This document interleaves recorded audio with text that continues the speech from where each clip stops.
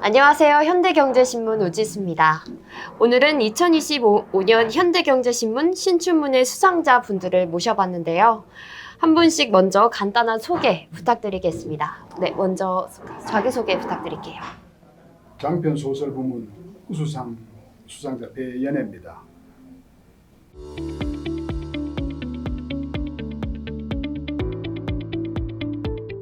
수상 소식을 듣고 고민을 좀 했습니다.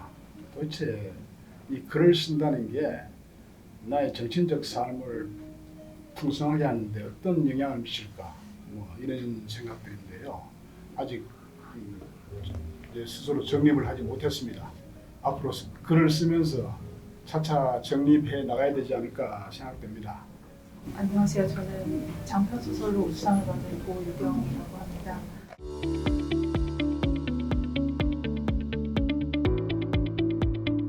꿈을 꾸는 것 같기도 하고, 사실 신춘문예 당선이라는 걸 저는 한 번도 생각해 본 적이 없거든요. 그래서 원래는 이제 작년에 글을 쓰던 게 있어서 그걸 좀 마무리하고, 그래도 한 해 동안 뭔가 이렇게 의미 있는 일을 해야 되겠다, 기억에 남는 일을, 이벤트를 벌여보자, 이런 의미에서 투고를 했던 건데, 어떻게 운 좋게 당선이 된 것 같습니다. 너무 감사드리고요. 또 같이 계신 분들도 너무 만나서 반갑고 그렇습니다. 시 화밭으로 대상을 받게 된 엄경순입니다.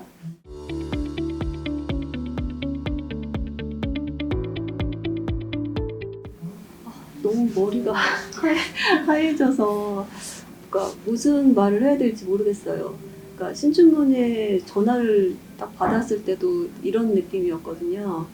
그러니까 아주 오래전부터 뭔가 시를 쓰고 있었는데 이제 그 시를 그러니까 누구한테 막 보여주거나 이러진 않는데 처음으로 보여준 사람한테 답장이 와서 너무 감사하다.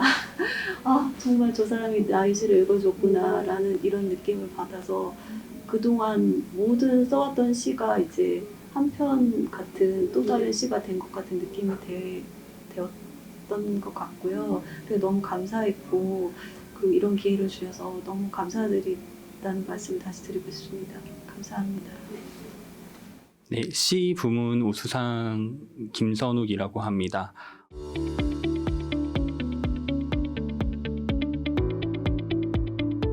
우선 시라는 거가 없었으면 제가 굉장히 많이 외롭고 더 기댈 곳도 없었겠다라는 생각이 드는데요. 그만큼 시는 저에게 항상 좋은 것만 주던 곳이었는데 계속 쓰는 거에 대해 늘 의심은 또 가지고 있었습니다. 그런데 이번에 현대경제신문을 통해서 좋은 기회를 얻게 되었고 덕분에 시에게도 뭔가 제 역할을 한 것 같아서 기쁜 마음입니다. 이 신문사에 실린 소감을 보고 좀 삐진 친구들이 있었어요. 특별히 이 영상을 통해서 저와 함께 가장 많이 시로 울고 웃던 강지 친구들이 있거든요. 강짓은 강제 시집기의 준말입니다. 그래서 앞으로 이 친구들과 함께 남은 시간 동안 더 좋은 시 함께 쓰고 그리고 무엇보다 제가 이 시를 통해 열심히 사는 사람들을 정말 많이 봐왔는데 그런 분들이 세상에서 빛을 발할 수 있도록 더 열심히 쓰는 작가가 되겠습니다. 감사합니다. 네, 수상자분들 먼저 수상 너무 축하드린다는 말씀 드리겠습니다. 네, 축하드립니다. 그러면 혹시 이번 작품을 쓰게 된 동기나 어떻게 영감을 얻었는지 혹은 작품을 쓰면서 기억에 남는 부분이 있다면 한 분씩 순서대로 말씀 부탁드리겠습니다. 이번 글을 쓰기 전에 다른 글을 놓고 수년간 고민을 하고 해왔습니다. 글의 형식을 놓고 고민을 하다가 소설을 간간히 읽기 시작했습니다. 그런 사정을 알고 있던 제 가까운 지인 한 분이 그러면은 한 2주일 시간 줄 테니까 단편 소설 하나 써보겠냐 이렇게 제안을 하더군요. 이렇게 피드백을 주고받고 하다 보니까 구상도 바뀌고 또 모양도 장편으로 바뀌어버렸습니다. 그래서 이번 작품은 아주 우연하게 아주 짧은 시간 만에 나오게 됐습니다. 꾸준히 이제 뭔가를 쓰기는 했는데 많이 썼죠. 육아일기도 쓰고 자기 그냥 쓰고 싶은 거는 얼마든지 이제 블로그에도 올리고 SNS도 이렇게 했는데 뭔가 채워지지 않는 뭔가 이걸로는 안 되겠다 싶은 그런 생각이 좀 들었었어요. 그래서 좀 멋진 걸 쓸 수는 없을까 해서 이제 소설을 좀 공부하게 됐어요. 그게 시기로 치면 한 5년 정도, 5, 6년 정도 된 것 같고요.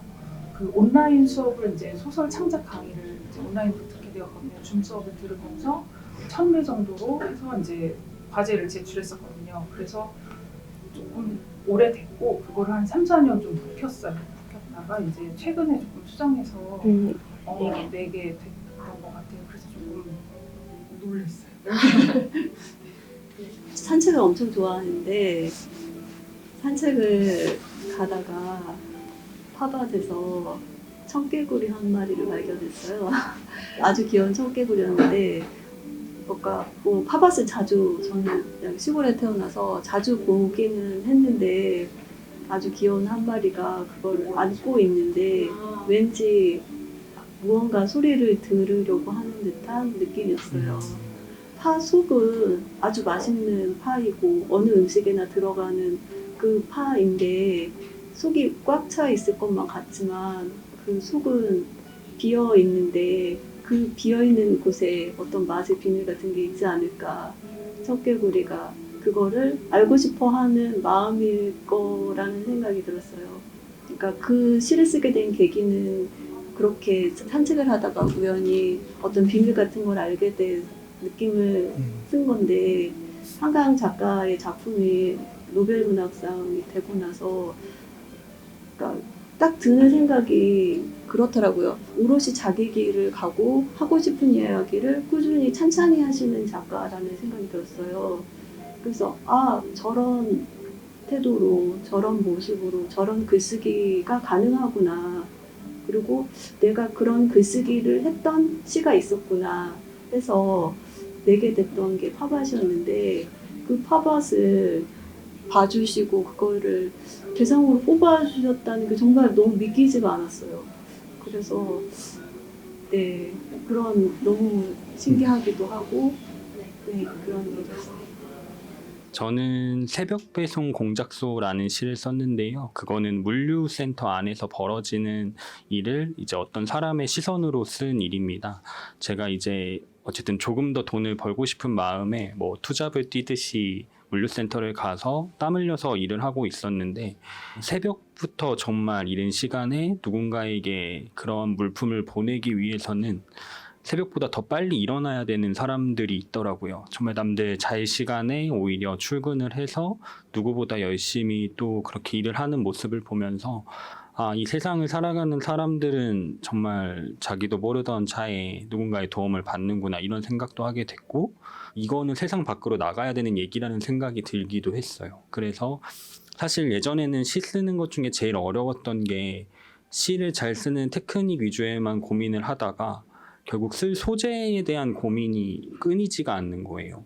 근데 그런 소재를 찾던 중에 어쩌면은 무언가를 새로 뭐 소설 쓰듯이 어떤 이야기를 지어내는 것보다는 그냥 내 옆 사람의 이야기가 어쩌면 가장 문학적이고 가장 시다운 거구나라는 거를 그런 체험 삶의 현장을 통해서 알게 됐고 그래서 그런 분들의 이야기를 조금 거침없이 썼던 게 또 좋게 잘 봐주셔서 세상 밖으로 나온 것 같아서 기쁘고요. 앞으로도 이러한 그 시선을 놓지 않고 제 옆 사람, 또 옆 사람, 또 누군가를 계속해서 세상 밖으로 잘 내어놓고 모두가 저 사람이 열심히 살고 있구나라는 걸 느낄 수 있게 하는 그런 시인이 되고 싶고 문학의 순 기능을 그런 식으로 좀 더 많은 사람들에게 알리고 싶은 마음입니다.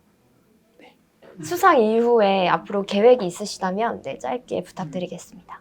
이번 작품을 쓰면서 상당히 정신적으로 다소 특별한 경험을 했어요. 이게 언어로 표현하기가 상당히 힘든데 어쨌든 앞으로 작품을 통해 가지고 이런 느낌을 독자들하고 이렇게 공유할 수 있으면 좋겠습니다. 그렇게 한번 힘써보겠습니다. 네, 감사합니다.